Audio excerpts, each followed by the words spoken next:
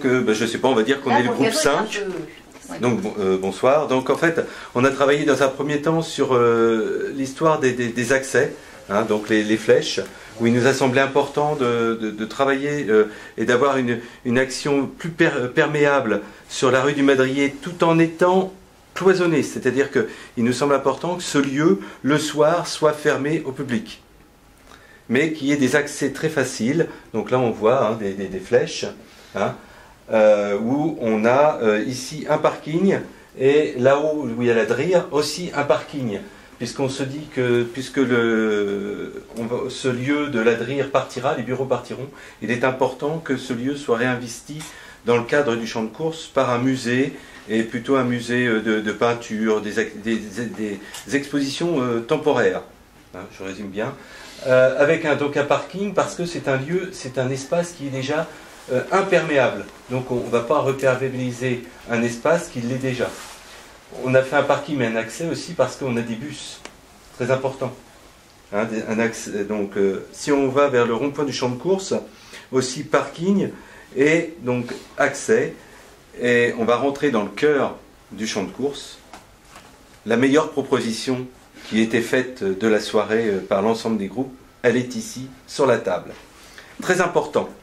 Vous voyez des choses en orange, c'est 3 terrains de foot en terre tout à fait végétal. Le gazon est naturel, surtout pas de synthétique, hors de question. On nous parle d'un espace protégé avec des espèces biodiversité et on veut nous coller du plastique sur un espace de, on va dire, de presque 1 hectare. Niet, le groupe est catégorique là-dessus. Tout à fait.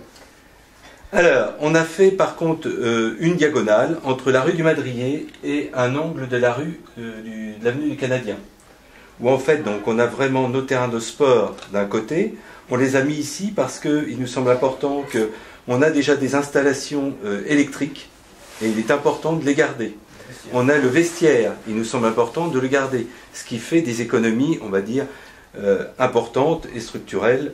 Et à partir de là, on a tout un côté qui se dessine avec des activités sportives, mais aussi alors, même si on n'a qu'un chemin, l'idée c'est que les chemins vont se faire petit à petit. Et on n'a pas dessiné de végétal, d'arbres et tout ça, parce que c'est une conception paysagère qui va venir au fur et à mesure. Il est important, c'est que les gens puissent se promener et découvrir, aussi bien des sculptures, mais on doit découvrir ce qui se passe dans des franges. Hein. Là, même si on a notre espace sportif, il est important qu'elle soit protégée par des végétaux, des hauts végétaux ou des petits. Alors, côté un peu plus haut, hein, donc ici, on a fait un verger de cerisier, donc, ou on va dire un conservatoire de cerises, hein, qui nous semble important parce que c'est un terrain qui est un peu sec, donc le verger, les cerisiers vont y pousser énormément. Ici, une grande plaine, non pas événementielle, mais il nous a semblé plus important de faire une grande plaine où on pourrait avoir par exemple des petits théâtres de verdure, des choses vraiment très simples, où on peut faire du cerf-volant, de l'aéromodélisme, pourquoi pas, des gens puissent s'allonger tranquillement sur le gazon pour lire, pour discuter. Donc voilà, un grand espace, mais vraiment pas événementiel, mais surtout des petites activités où les gens peuvent se reposer. Ici, vers le haut du Madrier, ici, donc on a installé plutôt des locaux techniques, le musée du cheval et le cheval et la calèche.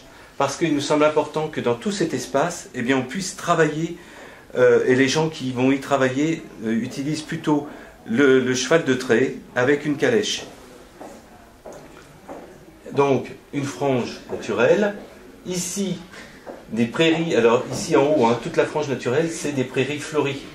Hein. Donc elle est là, vous la retrouvez là, un peu partout. Quand on descend de la rue du Madrier, je me promène, ici, il existe un petit belvédère naturel.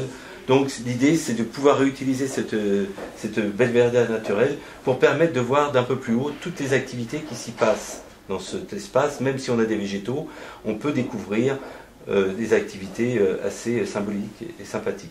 Et notamment, par exemple, avoir une vue sur une mare un espace lieu humide assez important, 900 mètres carrés, où on peut découvrir et permettre des petites activités nautiques sur ce lieu. Ici, alors surtout pas un potager, j'ai perdu mon nom. Un jardin potager, c'est plus un lieu de culture où on ferait une année, par exemple, la culture du lin.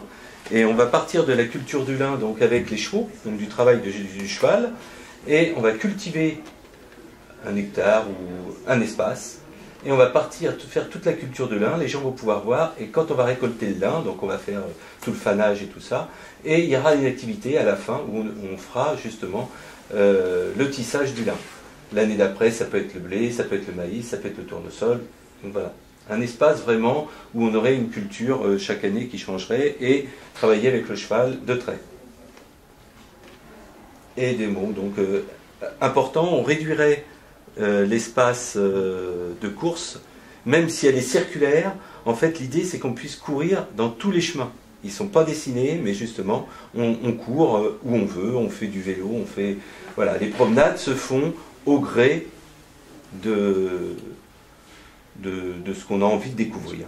Il n'y a pas de schéma directeur pour marcher ou courir, on le fait selon son envie.